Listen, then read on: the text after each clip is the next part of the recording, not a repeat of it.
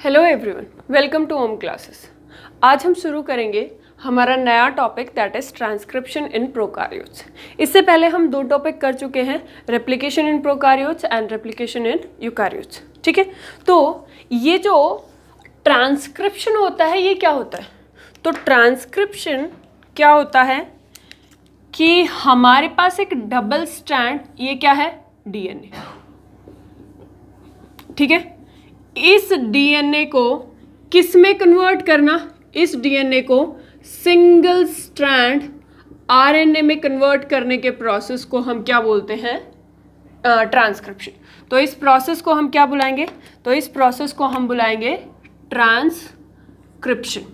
ठीक है, डीएनए को किस में कन्वर्ट करना? आरएनए को में कन्वर्ट करना। इसी प्रोसेस को हम क्या बोलते हैं? ट्रांसक्रिप्शन।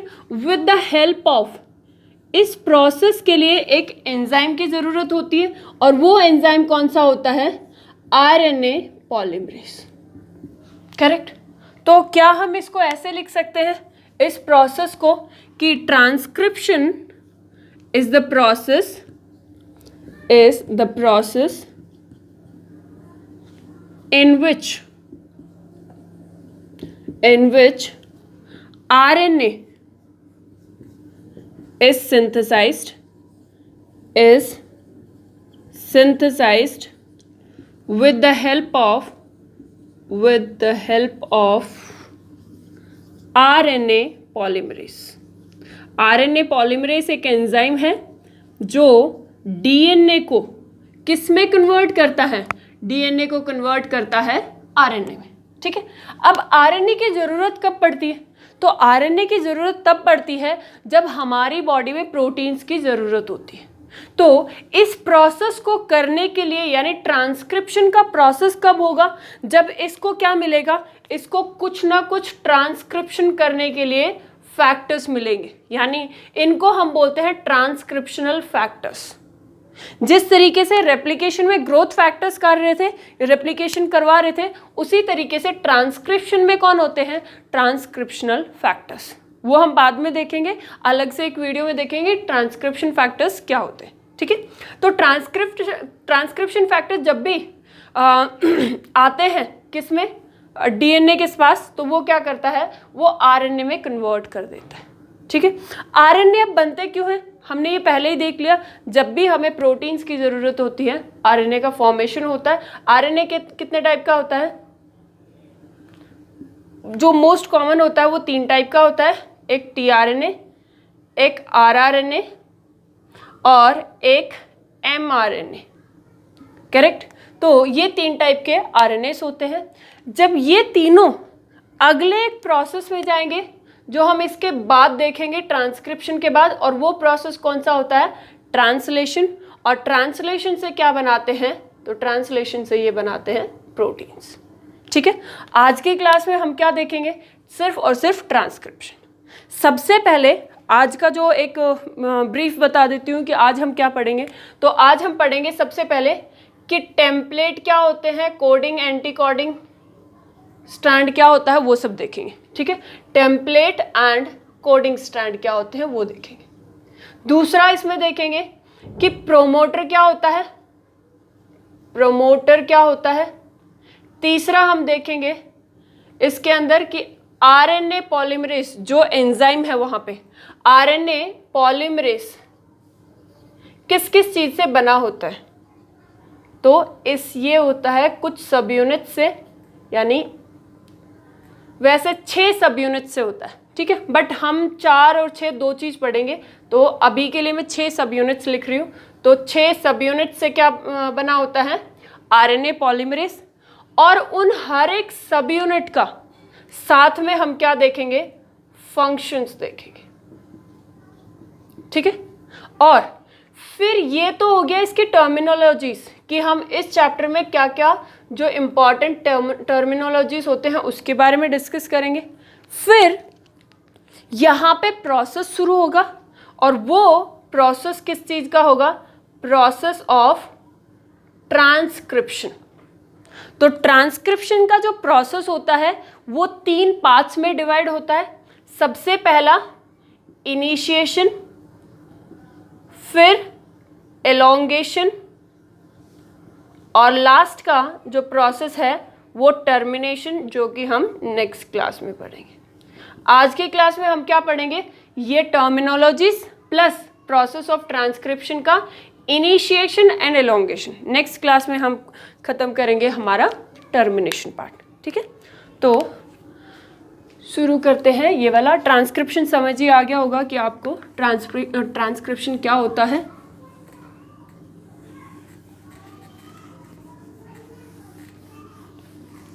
सबसे पहली चीज़ जो हम पढ़ेंगे अभी वो ये है कि टेम्पलेट क्या होता है। देखो, ये है हमारे पास कोई भी एक डीएनए, ठीक है। अब ये जो डीएनए होता है इसका सपोज कर लीजिए ये 5 प्राइम स्ट्रैंड होता है और ये 3 प्राइम, एंटी पैरेलल है तो ये 5 प्राइम और ये 3 प्राइम, ठीक है। अब एक चीज़ को ध्यान रखना है हमें, वो ये है कि चाहे वो आरएनए बने, चाहे वो डॉटर स्टैंड डीएनए की डॉटर स्टैंड बने, हरदम फॉर्मेशन कहाँ पे होगा, तो हरदम फॉर्मेशन 5 प्राइम से 3 प्राइम की तरफ, ठीक है। इसका मतलब क्या है कि जो आरएनए बनेंगे कहाँ से, डीएनए से, वो हरदम कैसे रहेंगे, 5 प्राइम से 3 प्राइम, ठीक है। अब 5 प्राइम से 3 प्राइम कहाँ से बनेंगे, देखो मैं अगर यहाँ से बनाऊँ तो क्या ये यहाँ से 5 प्राइम से 3 प्राइम बनेगा, नहीं, क्योंकि कोई भी चाहे आरएनए उसके कॉम्प्लीमेंट में हो चाहे वो डीएनए हो, वो हरदम और हरदम कैसा बनेगा, एंटी पैरेलल बनेगा। तो इसका मतलब ये है कि ये वाले स्टैंड पे क्या बनेगा, ये वाले स्टैंड से आरएनए बनेगा, ठीक है। इसको मैं ऐसे ही बता देती हूँ अभी के लिए, आरएनए, ये वाला आरएनए, ठीक है। तो ये कहाँ से बनेगा, यहाँ से, और ये क्या हो जाएगा इसके एंटी पैरेलल। तो आरएनए का जो फॉर्मेशन होता है वो कैसा होता है, ये वाला। तो इसके लिए जो पेरेंट स्ट्रैंड होगा वो ये होगा या ये होगा, ऑब्वियसली ये होगा, ठीक है। तो जो पेरेंट स्ट्रैंड होता है वही हमने लास्ट क्लास में भी यही देखा था कि जो पेरेंट स्ट्रैंड होता है वो क्या होता है, टेम्पलेट स्ट्रैंड, टेम्पलेट स्ट्रैंड, ठीक है। अब एक चीज देखो, यहां पे हम बोल रहे हैं कि ये 3 प्राइम से 5 प्राइम, तो आरएनए यहां से और यहां तक भी तो बन सकता है, यहां से फिर ये क्या आ जाएगा, 5 प्राइम आ जाएगा। तो देखो ये डिपेंड करता है प्रोमोटर रीजन पे, जो हम नेक्स्ट पढ़ेंगे। जहां पे प्रोमोटर रीजन प्रेजेंट होता है उसी के हिसाब से क्या होता है, ये फॉर्मेशन होता है। अगर सपोज मान लीजिए प्रोमोटर रीजन यहाँ पे प्रेजेंट है तो ये क्या करेगा, इस तरीके से ऐसे आरएनए बनाएगा यहां से लेके यहां पे। बट अगर यहां पे प्रोमोटर प्रेजेंट है यहां पे, तो ये कैसा आरएनए बनाएगा, यहां से लेके यहां तक का बनाएगा, ठीक है। बट ये फॉर श्योर होता है कि आरएनए का फॉर्मेशन कहां से, 5 प्राइम से 3 प्राइम की तरफ ही होता है। और जिस भी स्ट्रैंड को वो कॉम्प्लीमेंट्री करके वो बनाता है, वही स्ट्रैंड क्या होता है, तो वही स्ट्रैंड होता है टेम्पलेट स्ट्रैंड। इसको मैं इसको रब कर देती हूँ ताकि यहाँ पे 2-3 चीज़ें और लिख लेते हैं, ठीक है। तो ये क्या है हमारे पास, टेम्पलेट स्ट्रैंड। ये टेम्पलेट स्ट्रैंड कब है, जब हमारा प्रमोटर रीजन कहाँ पे प्रेजेंट है, यहाँ पे। तो ये हमारा प्रमोटर रीजन और यहाँ पे ये क्या है हमारे पास, ये आरएनए, करेक्ट। तो अभी जो भी पढ़ेंगे वो हम इसको टेम्पलेट मान के पढ़ेंगे। और टेम्पलेट कैसे डिसाइड होता है पता चल गया ना, ये प्रमोटर रीजन के हिसाब से डिसाइड होता है। अगर प्रमोटर रीजन यहाँ पे है तो ये वाला बनेगा, और अगर प्रमोटर रीजन यहाँ पे है तो ये वाला। हम अब इसको मान के चल रहे हैं, करेक्ट। तो ये क्या होता है हमारे पास, टेम्पलेट। तो ऑटोमेटिकली ये वाला जो स्ट्रैंड हो जाएगा वो कैसा हो जाएगा, नॉन टेम्पलेट, करेक्ट। दूसरी बात कि अब ये चीज देखो कि यहां पे मान लीजिए ये है ए, ये है टी, ये है सी, ये है जी। जब ये आरएनए नहीं बन रखा था, ठीक है, जब ये आरएनए नहीं बन रखा था तो ये क्या कर रहा था, इसके साथ बॉन्ड बना रहा था। तो ये क्या होगा, इसको भी कुछ ना कुछ मान लीजिए यहाँ पे, तो इसको मान लीजिए सी, ठीक है। तो ये क्या कर रहा होगा, इसके साथ बॉन्ड बना रहा होगा, सी के साथ जी, ए के साथ टी, ए, यानी इस तरीके से जी सी। अब यहाँ पे क्या कर रहा है, यहाँ पे आरएनए बन रहा है, तो आरएनए भी तो इसी के हिसाब से कॉम्प्लीमेंट बनाएगा, इसी के हिसाब से। तो ये है हमारे पास आरएनए। आरएनए जब बन रहा है तो ये क्या बनाएगा, सबसे पहले जी, फिर क्या बनाएगा टी, फिर क्या बनाएगा ए, फिर क्या बनाएगा जी, और फिर सी। करेक्ट। तो यहाँ पे ये देखो, ये जो आरएनए है ये कैसा हो रहा है, इसको कोड कर रहा है या इसको कोड कर रहा है, obviously G G T T A G G, यानी इसके ऊपर वाले को कोड कर रहा है। और इसीलिए नॉन टेम्पलेट स्ट्रैंड को हम क्या बोलते हैं कि ये क्या होता है, कोडिंग स्ट्रैंड। और अगर ये कोडिंग स्ट्रैंड है तो ये कौन होगा, ये होगा नॉन कोडिंग स्ट्रैंड। करेक्ट। तीसरी चीज कि देखो कोडिंग स्ट्रैंड क्या होता है, non template strand, template strand क्या होता है, नॉन कोडिंग। ठीक है। नेक्स्ट, अब यहां पे हम बोल रहे हैं कि डीएनए से क्या बन रहा है, डीएनए से बन रहा है आरएनए, और हमारे पास आरएनए है वो क्या है, जी टी ए जी सी, ये सी। ठीक है, ये हमारे पास आरएनए बना है। अब ये जो आरएनए है ये एग्जैक्ट सेंस का मतलब किस तरीके से सेंस निकालता है, देखो हम इससे पता तो लगा सकते हैं ये डीएनए किससे बना होगा, यानी इस स्ट्रैंड से, इसके वापस कॉम्प्लीमेंट्री कर दो वापस कॉम्प्लीमेंट्री कर देंगे तो वो आ जाएगा। बट ये डायरेक्टली किसको इंडिकेट कर रहा है, तो ये डायरेक्टली इस स्ट्रैंड को इंडिकेट कर रहा है, जी टी ए जी जी सी सी। समझ आ गया ना। तो इसको हम एक और नाम भी दे देते हैं कि ये जो कोड, ये जो स्ट्रैंड है ये सेंस स्ट्रैंड होता है, और ये एंटी सेंस, एंटी सेंस, यानी इसको हम सेंस यानी बट क्या है उसके अगेंस्ट, इसके कॉम्प्लीमेंट से पता लगा सकते हैं। तो ये वाला जो बिल्कुल इसके सामने जैसा दिख रहा है वो सेंस स्ट्रैंड होता है, और जो उसके ऑपोजिट टेम्पलेट स्ट्रैंड होता है वो क्या होता है, एंटी सेंस स्ट्रैंड। ठीक है, ये चीज समझ आ गई। टेम्पलेट स्ट्रैंड ही नॉन कोडिंग स्ट्रैंड होता है, और नॉन कोडिंग स्ट्रैंड और टेम्पलेट स्ट्रैंड ही क्या होता है, एंटी सेंस स्ट्रैंड होता है। नॉन टेम्पलेट स्ट्रैंड होता है कोडिंग स्ट्रैंड, और यही क्या होता है, सेंस स्ट्रैंड। ये आपको ध्यान रखना है। ठीक है, यानी बेसिकली अब हम ये बोल सकते हैं कि जो भी हमारा कोडिंग स्ट्रैंड होता है वो सिमिलर होता है, किसके सिमिलर होता है, हमारा जो आरएनए बनेगा।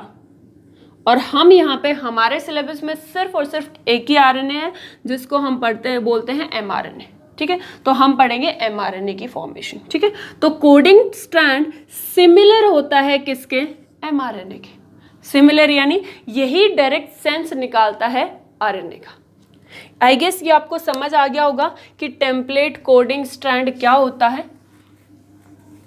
ठीक, ये हरदम फॉर्मेशन कहाँ से कहाँ तक होता है, तो हरदम ये इस चीज का फॉर्मेशन होता है 5 प्राइम से 3 प्राइम तक। ठीक है, नेक्स्ट आ जाते हैं हम, दूसरा पार्ट हमारा प्रमोटर। तो ये है हमारे पास प्रमोटर। तो प्रमोटर रीजन होता है, वो क्या होता है कि हमारे डीएनए के ऊपर, ठीक है, डीएनए के ऊपर एक पर्टिकुलर जीन प्रेजेंट होती है, और ये जीन क्या करती है, सपोज मान लो ये हमारे पास है डीएनए। ठीक है, और इस जीन के ऊपर ये वाली, सपोज ये वाली जीन है जो क्या करती है, एमआरएनए बनाती है किसी प्रोटीन के लिए, एमआरएनए बनाती है किसी प्रोटीन के लिए। तो बेसिकली हमें प्रोटीन बनाने के लिए किस चीज की जरूरत है, ये वाले जीन के एमआरएनए की। ठीक है, तो ये तो जो भी जीन होगी, जो ट्रांसक्रिप्ट होगी, जो एमआरएनए बनाएगी एक्चुअली, वो क्या होती है, उसको हम बोलते हैं ट्रांसक्रिप्ट, उसको हम बोलते हैं ट्रांसक्रिप्ट। और ये इसी को हम ये बोल देते हैं कि ये क्या होती है, एक जीन होती है जो क्या बनाएगी, जो पहले एमआरएनए बनाएगी और उस एमआरएनए से क्या बनाएगी, प्रोटीन्स बनाएगी। ठीक है, बट इसके सामने जो जीन ट्रांसक्रिप्ट हुई होती है उसके सामने एक प्रमोटर रीजन मिलता है। ठीक है। और वो प्रमोटर रीजन, देखो जहां से ये ट्रांसक्रिप्ट होना शुरू होता है उसको हम नाम दे देते हैं कि ये क्या है, फर्स्ट न्यूक्लियोटाइड, यानी ये +1 साइट होती है, यहां से इसका ट्रांसक्रिप्शन शुरू होगा, ठीक है। बट ये जो हम यहाँ पे इससे पहले वो लिख रहे हैं प्रोमोटर रीजन लिख रहे हैं, उसका क्या नहीं होता, उसका कभी भी ट्रांसक्रिप्शन नहीं होता, ठीक है, उससे एमआरएनए नहीं बनता। तो अब देखो हम यहाँ पे 2 साइट पढ़ेंगे, एक तो -10 बेस पेयर की, तो ये सपोज मान लीजिए ये -10 की, और दूसरा हम देखेंगे ये है हमारे पास -10, और दूसरा हम देखेंगे दूसरी साइड ये है -35 बेस पेयर्स की, ठीक है। ये दोनों साइड मिलके क्या बनाती हैं, ये दोनों साइड मिलके प्रमोटर रीजन बनाती हैं, और इसको हम बोलते हैं दोनों साइड को +1 से सामने वाला, +1 से आगे वाला पार्ट को हम पूरे को ये बोलते हैं जहां तक प्रोमोटर होता है कि ये क्या होता है, अपस्ट्रीम। अपस्ट्रीम क्या इसका ट्रांसक्रिप्शन होता है, नहीं, इसका नो ट्रांसक्रिप्शन, नो ट्रांसक्रिप्शन, इसका ट्रांसक्रिप्शन नहीं होता। बट यहां से +1 के आगे साइड जो होता है उसको हम बोलते हैं कि ये क्या होता है, डाउनस्ट्रीम, और डाउनस्ट्रीम का ट्रांसक्रिप्शन होता है, यस, ट्रांसक्रिप्शन होता है, ठीक है। तो अब ये जो प्रमोटर, ये मैं इसको थोड़ा रब कर रही हूँ, मेरे को ये वाला स्पेस चाहिए होता है, चाहिए होगा, ये यहाँ पे लिख देती हूँ, ये जो होता है ये क्या है, ये है अपस्ट्रीम और ये है डाउनस्ट्रीम, ठीक है। अब यहाँ पे ये जो -10 बेस पेयर है, ये -10 बेस पेयर क्या होती है, इसको मैं यहाँ पे थोड़ा सा जूम करके लिख देती हूँ, इसको बोलते हैं TATAA साइट। यूकारियोट्स में इसको टाटा बॉक्स बोलते हैं, TATA टाटा बॉक्स बोल देते हैं, और प्रोकारियोट्स में इसको हम बोलते हैं कि ये क्या होता है, प्रिब्नो बॉक्स, प्रिब्नो बॉक्स, ठीक है। ये कहाँ पे प्रेजेंट होता है, ये यहाँ पे। अच्छा, ये वाला जो साइट है ये कहाँ प्रेजेंट होगा, कोडिंग स्ट्रैंड पे या नॉन कोडिंग स्ट्रैंड पे, तो मैं इसको बोल रही हूँ ये 5', ये 3', ठीक है। तो ये कहाँ पे प्रेजेंट होगा, तो ये प्रेजेंट होगा कोडिंग स्ट्रैंड पे, ठीक है। ये वाला कहाँ पे प्रेजेंट होगा, मैं यहीं पे लिख देती हूँ, ये वाला हमारे पास क्या है, कोडिंग स्ट्रैंड, और ये कोडिंग स्ट्रैंड को यहाँ पे ऐसे लिया, करेक्ट। ये यहाँ पे कहीं मेंशन करके लिख लीजिए कि प्रमोटर मोटर यानी -10 बेस पेयर के और -35 बेस पेयर जो होता है वो कहाँ पे प्रेजेंट होता है, वो प्रेजेंट होता है कोडिंग स्ट्रैंड पे, कोडिंग स्ट्रैंड, ठीक है। तो कोडिंग स्ट्रैंड पे अगर ये प्रेजेंट है, अगर इस साइड प्रेजेंट है, तो ट्रांसक्रिप्शन कहाँ पे होगा, इस साइड होगा, ठीक है। क्यों, क्योंकि ये 3' और ये हमारे पास 5'। ये जो होता है ये स्पेसिफिक होता है, ठीक है। अब यहाँ पे ये जो कोडिंग स्ट्रैंड का ये वाला थोड़ा जूम करके लिख रही हूँ, ये वाला भी स्पेसिफिक होता है, और ये क्या होता है, TTGACA, ठीक है। ये -35 बेस पेयर होता है, और ये क्या होता है हमारा प्रिब्नो बॉक्स, ये भी स्पेसिफिक होता है और ये भी स्पेसिफिक होता है, ठीक है।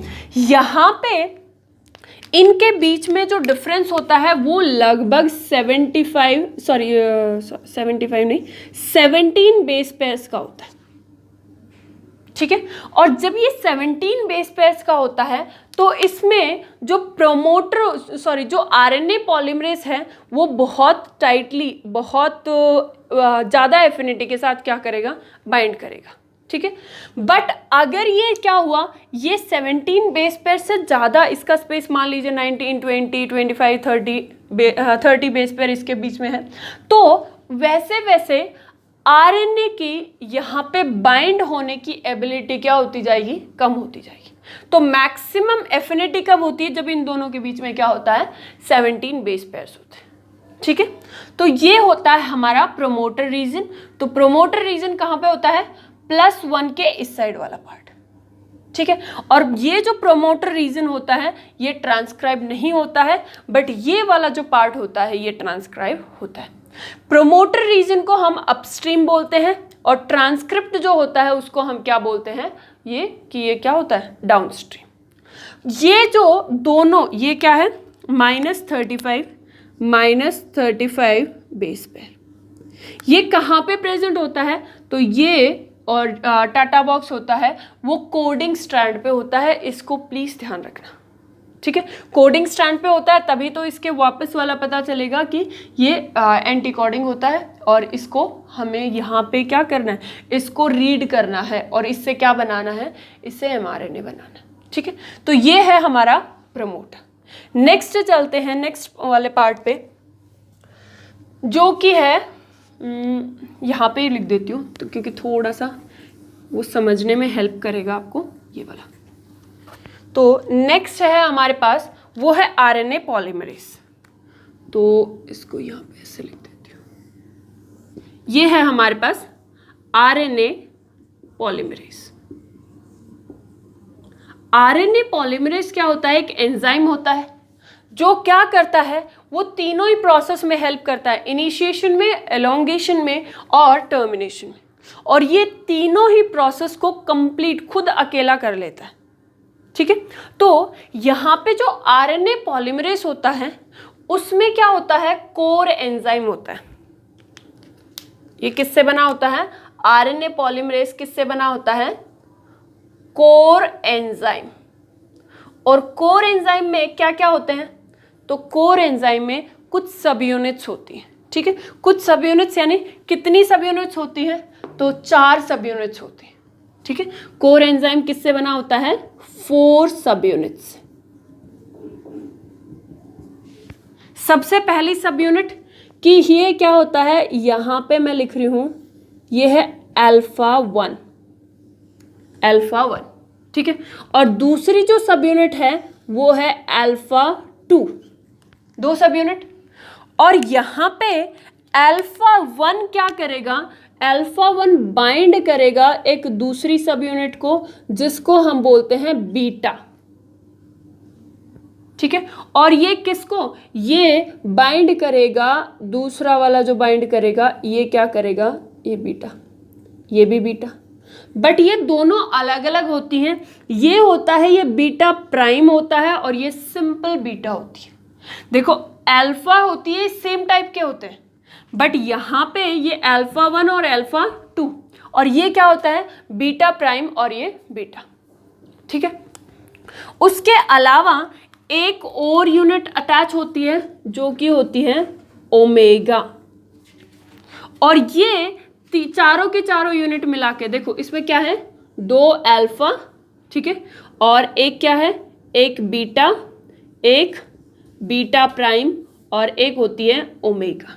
ये 4 सब यूनिट, देखो इसको 2 नहीं मानना, इसको 1 ही मानना है, ठीक है। तो ये इसको 2 मानना है। ये टोटल कितनी सब यूनिट्स होती हैं? तो टोटल 4 सब यूनिट्स होती हैं, ठीक है। तो यहाँ पे ये देखो, ये 4 सब यूनिट से कौन बना होता है? Core enzyme. अब जब भी इस कोर एंजाइम के साथ, ठीक है, इसके फंक्शंस देखेंगे, जब भी इन कोर एंजाइम्स के साथ क्या अटैच होता है? Sigma factor. तो ये क्या बना लेता है? तो ये बना लेता है होलो एंजाइम। डिफरेंस समझ आ गया? तो होलो एंजाइम क्या होता है? कोर एंजाइम प्लस सिग्मा, ठीक है। और ये जो है ये कोर एंजाइम होता है जो 4 सब यूनिट से बना होता है। जब भी इसके साथ अटैच होता है कौन? Sigma factor. तो सिग्मा फैक्टर अटैच होता है तो ये क्या बना लेता है? तो ये बना लेता है होलो एंजाइम, ठीक है। मैं इसको हल्का सा बना देती हूँ। तो ये है बीटा प्राइम, ये है बीटा, और इसके साथ कौन लग रखा है? तो इसके साथ लग रखा है अल्फा 1 एंड अल्फा 2, और यहाँ पे ये क्या होता है? तो ये होता है ओमेगा। ठीक है। तो ये होता है होलो एंजाइम, और होलो एंजाइम किससे बना होता है? Core enzyme plus sigma unit transcription factor. ठीक है, तो अब हम देखेंगे इसके फंक्शंस। तो यहाँ पे मैं लिख रही हूँ इनके फंक्शंस हर एक। देखो आरएनए पॉलीमरेज होता है वो किससे? टोटल 5 सब यूनिट से बना होता है। वहाँ पे मैंने 6 बताया, 6 इसलिए बताया क्योंकि इसको अगर 2 मान रहे, 1 2 alpha 1 alpha 2 omega beta prime beta और उसके बाद सिग्मा। ठीक है, वैसे ये किससे बना होता है? 6 सब यूनिट से। बट जो टाइप होती है वो कितनी होती है? 4 तो कोर एंजाइम की और एक किसके कौन सा होता है? Sigma factor. ठीक है, वैसे सब यूनिट्स कितनी होती हैं? 6।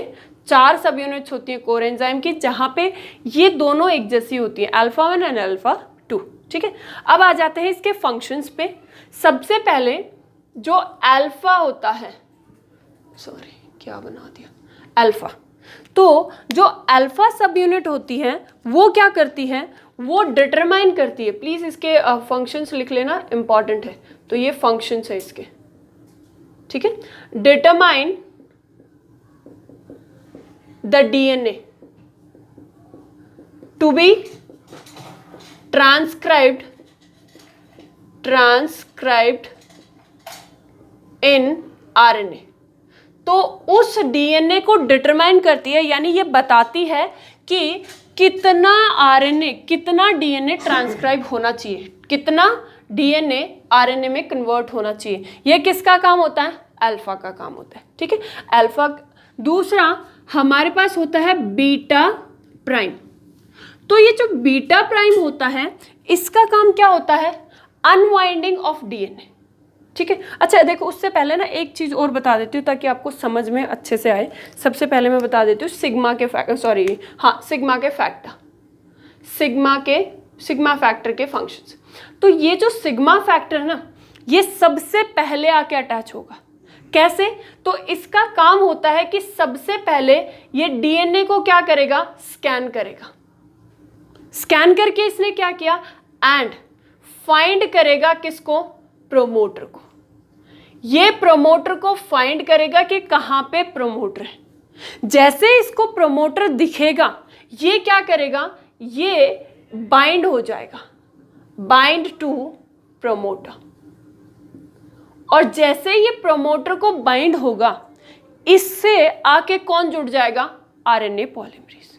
ठीक है, इसके बाद ये अलाउ आरएनए पॉलीमरेज या pol to bind. RNA polymerase को अलाउ करेगा क्या? किसके लिए? बाइंड करने के लिए। और सबसे लास्ट काम इसका होता है कि ये डीएनए को अनवाइंड करेगा। कहाँ से? प्रमोटर रीजन से। तो unwinding of DNA, unwinding of DNA. ठीक है, और ये 3 काम करके ये क्या करेगा? चले जाएगा। ठीक है, और फिर बच कौन जाएगा? RNA polymerase. आरएनए पॉलीमरेज कब आएगा? जब सिग्मा फैक्टर ढूंढ लेगा किसको? प्रोमोटर को, तब आरएनए पॉलीमरेज आएगा। कौन सा वाला पार्ट? ये कोर प्रोटीन। ठीक है, और एक टाइम पे जब तक वो डीएनए को बाइंड करता रहेगा तब वो क्या बना रहेगा? Holo enzyme.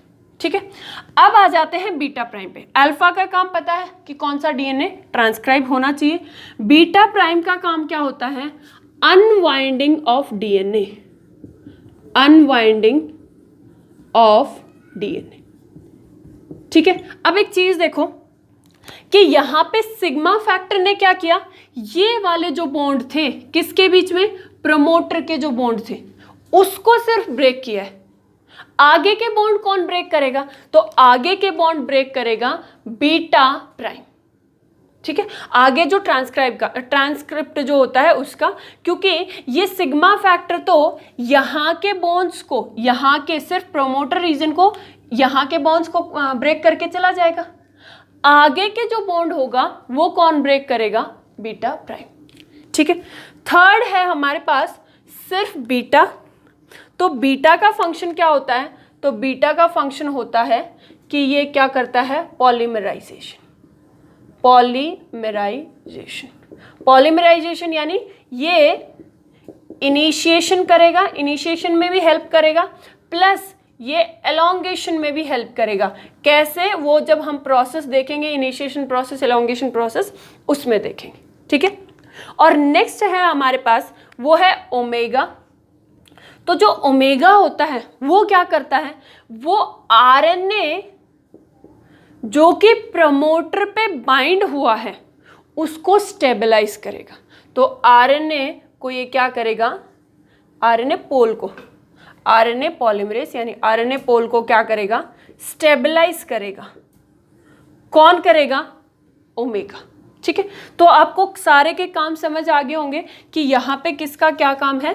तो ये बीटा प्राइम का, बीटा प्राइम क्या करेगा, तो बीटा प्राइम करेगा unwinding of DNA, beta polymerization, alpha, alpha determine करेगा कि कौन सा डीएनए, कितना पार्ट ऑफ डीएनए कन्वर्ट होना है आरएनए में। ओमेगा क्या करेगा, स्टेबलाइज द आरएनए, ठीक है। और किसके ऊपर, ऑन डीएनए, यहाँ पे और भी लिख देती हूँ, stabilize RNA on DNA, DNA के ऊपर उसको स्टेबलाइज फॉर्मली अटैच करके रखेगा कौन, ओमेगा, ठीक है। तो नेक्स्ट जो प्रोसेस होता है वो हम नेक्स्ट क्लास में पढ़ेंगे। अभी के लिए थैंक यू। उसका इनिशिएशन प्रोसेस और जो एलोंगेशन प्रोसेस है वो नेक्स्ट क्लास में।